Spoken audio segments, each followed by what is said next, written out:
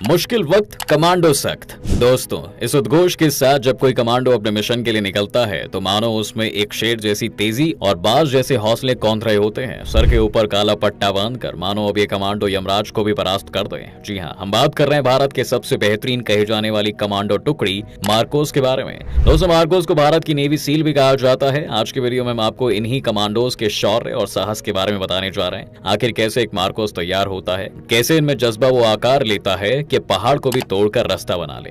लेकिन उससे पहले हम उम्मीद करते हैं कि आपने हमारे चैनल को सब्सक्राइब कर ही लिया होगा और बेल आइकॉन को भी दबा दिया होगा ताकि आपको हमारे चैनल की हर वीडियो का नोटिफिकेशन सबसे पहले मिल जाए। दोस्तों, जैसे कि आप जानते हैं कि इसी साल G20 समिट की अध्यक्षता भारत कर रहा है। इसकी एक बैठक जम्मू कश्मीर के श्रीनगर में आयोजित की गई थी, जहां सुरक्षा की कड़ी तैयारी की गई थी। 2019 में अनुच्छेद 370 हटाए जाने के बाद पहली बार ऐसा हुआ है जब यहाँ पर कोई इंटरनेशनल लेवल पर बैठक हुई हो। इसी वजह से उस एरिया में सुरक्षा को देखना अपने आप में एक चुनौती थी। इस दौरान पूरे क्षेत्र में सुरक्षा की जिम्मेदारी इन्हीं मार्कोस और एनएसजी कमांडो को दी गई थी। दरअसल मार्कोस को भारत के सबसे खतरनाक कमांडो में गिना जाता है। इसकी ट्रेनिंग भी बहुत ही खतरनाक होती है। हर किसी के लिए इसको क्वालिफाई करना संभव नहीं होता। इतना ही नहीं, मार्कोस के नाम से ही दुश्मनों की रूह कांप जाती है। लेकिन सबसे पहले जान लेते हैं दोस्तों कि कौन होते हैं ये मार्कोस कमांडो। दोस्तों, कहने को तो भारत में कई घातक और खतरनाक स्पेशल फोर्स हैं जिनके नाम भर से ही दुश्मनों के पसीने छूटने लगते हैं, लेकिन मार्कोस फोर्स अपने आप में ही कुछ खास है।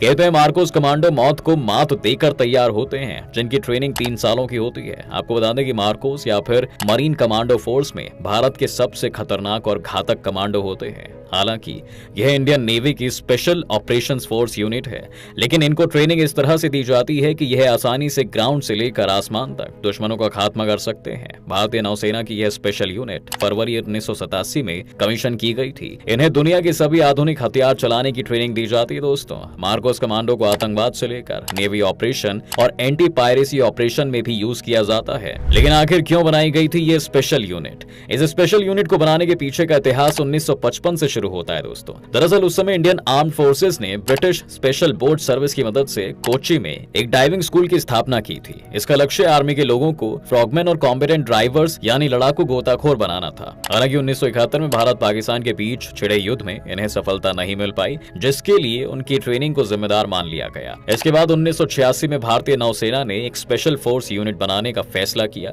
जिसका काम छापा मारना, एंटी टेररिस्ट ऑपरेशन करना और समुद्र में हो रहे लूटपाट को कम करना था। इसके अलावा आपकी जानकारी के लिए बता दें कि 1987 में मार्कोस कमांडो के स्पेशल यूनिट को बनाने का एक और कारण था कि उस वक्त आतंकवादी हमले और समुद्री लुटेरों का आतंक काफी तेजी से बढ़ने लगा था। जी हाँ, उस पर काबू पाने और सबक सिखाने के लिए एक स्पेशल फोर्स की जरूरत थी। उस दौरान इस यूनिट की स्थापना की गई थी। वहीं उस समय इसके लिए 1955 के ट्रेनिंग सेंटर के 3 वॉलंटियर अधिकारियों को भी चुना गया था, जिन्होंने यूनाइटेड स्टेट्स के नेवल ट्रेनिंग सेंटर कोर्नाडो में ट्रेनिंग ली थी। 1987 में जब यह यूनिट तैयार हुई तो इसका नाम मरीन स्पेशल फोर्स रखा गया। 1991 में इस यूनिट का नाम बदलकर मरीन कमांडो फोर्स रख दिया गया। अगले बड़े सवाल की ओर बढ़ते हुए दोस्तों, अब बात कर लेते हैं कि क्यों इतनी कठिन मानी जाती है मार्कोस कमांडो की ट्रेनिंग।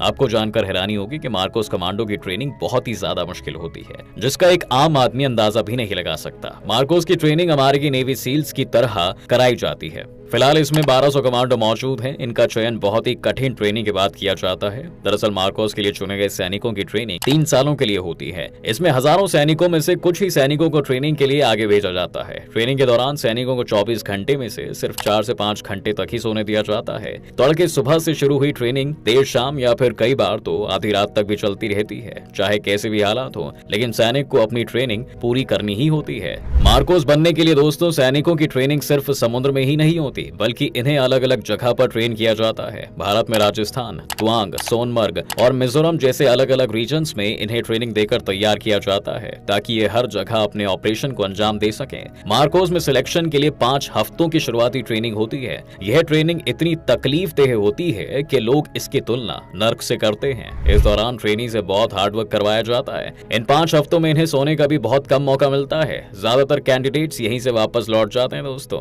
इस ट्रेनिंग को कंप्लीट करके जो लोग बचते हैं उन्हें मार्कोस की 3 साल की असली ट्रेनिंग करवाई जाती है। जी हाँ, इसमें ट्रेनिंग को अपने कंधे पर 25 किलो वजन लेकर जांघों तक कीचड़ में घुसकर 800 मीटर की दौड़ लगानी पड़ती है। फिर इनको हालो और हाहो नाम की 2 ट्रेनिंग दी जाती है। हालो जंप में ट्रेनिंग के लगभग 11 किलोमीटर की ऊंचाई से जमीन पर जंप करनी होती है, वहीं हाहो जंप में 8 किलोमीटर की ऊंचाई से जंप करनी होती है। साथ ही इस जंप के दौरान 8 सेकंड के अंदर ही इन्हें अपने पैराशूट को भी खोलना होता है। इसके अलावा मार्कोस को ट्रेनिंग के दौरान कई मुश्किल टास्क कराए जाते हैं। इनकी ट्रेनिंग भी जान को जोखिम में डालने वाली होती है। इन सभी स्टेजेस को पार करने वाले सैनिकों को आगे की ट्रेनिंग के लिए अमेरिका में नेवी सील के साथ ट्रेनिंग दी जाती है और इन सब के बाद ही एक मार्कोस कमांडो तैयार होता है। वहीं दोस्तों अब बात कर लेते हैं मार्कोस कमांडो कितने ऑपरेशन में तैनात हुए हैं। तो आपको जानकर हैरानी होगी कि मार्कोस ने कई ऐसे मिशन पूरे किए हैं जिनको सोच पाना भी शायद मुश्किल हो। पहली बार मार्कोस की तैनाती 1990 के दशक में जम्मू कश्मीर की वुलर झील में की गई थी। इसके अलावा साल 1987 में हुए ऑपरेशन पवन को मार्कोस कमांडो ने ही सफलता दिलाई थी। इसके बाद साल 1988 में कैक्टस ऑपरेशन, 1991 में ताशा ऑपरेशन, 1999 में कारगिल वॉर, 2008 में ब्लैक टोर्नाडो ऑपरेशन और 2015 में हुए राहत ऑपरेशन समेत इस स्पेशल कमांडो फोर्स ने कई बड़े ऑपरेशन में शानदार प्रदर्शन किया है। इसके बाद ये भी जान लीजिए दोस्तों कि आखिर इसका पूरा सिलेक्शन प्रोसेस क्या होता है। दरअसल आपको बता दें कि मार्कोस कमांडोज बनने के लिए थल, जल और वायु सेना के अलावा अर्धसैनिकल बल भी आवेदन कर सकते हैं। इसमें सेलेक्ट होना इतना टफ है कि भारतीय सेना के 10,000 सैनिकों में से कोई एक सैनिक ही मार्कोस कमांडो बन पाता है। इसमें अप्लाई करने के लिए कैंडिडेट की उम्र 20 साल से ज्यादा नहीं होनी चाहिए। उम्मीदवार को पहले दिन 3 फिजिकल फिटनेस टेस्ट और एलिजिबिलिटी टेस्ट से गुजरना होता है। इस दौरान ही करीब 90% उम्मीदवार रिजेक्ट हो जाते हैं। मार्कोस कमांडो के ट्रेनीज को आगरा के पैरा ट्रूपर ट्रेनिंग स्कूल में पैरा जंपिंग कराई जाती है। वहीं गोताखोरी के लिए उन्हें कोच्चि में नौसेना की डाइविंग स्कूल में ट्रेनिंग मिलती है। मार्कोस कमांडो की ट्रेनिंग में ओपन और closed circuit diving, advance weapon skills और मार्शल आर्ट के साथ साथ basic commando skills, air training, intelligence training, submarine craft operations, anti terrorist operations from submarines, sky diving, language training, conference method, explosive handling techniques भी सिखाई जाती हैं। जिन उम्मीदवारों का मार्कोस कमांडो में सिलेक्शन होता है उनके घर वालों को भी इसकी जानकारी नहीं दी जाती है। इन्हें अपनी पहचान को छिपा कर रखना होता है। मार्कोस कमांडो की ज्यादातर ट्रेनिंग INS अभिमन्यु मुंबई में होती है। अब इतना सब जान लिया तो दोस्तों ये भी जान लीजिए कि मार्कोस कमांडो की सैलरी कितनी होती है। तो ये पूरी तरह डिपेंड करता है उनके सर्विसेज ईयर्स पर। जी हाँ, मार्कोस कमांडो की सैलरी 7वें पे कमीशन के हिसाब से मिलती है। उनका बेसिक पे 25,000 रुपए है।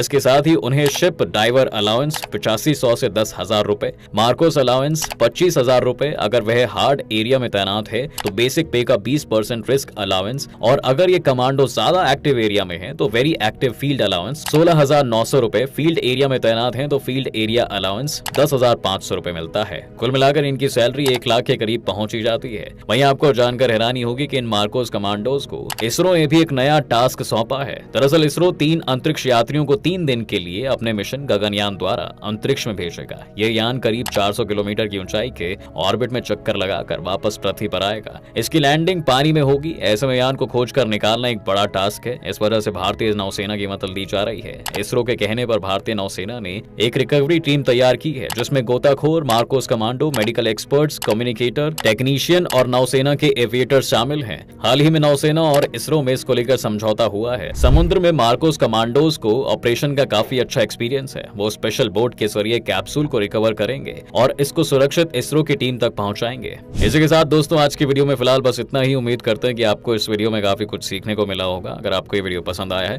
तो वीडियो को लाइक करें और अगर आप इस चैनल पर नए हैं तो जाने से पहले चैनल को सब्सक्राइब करना भी ना भूलें।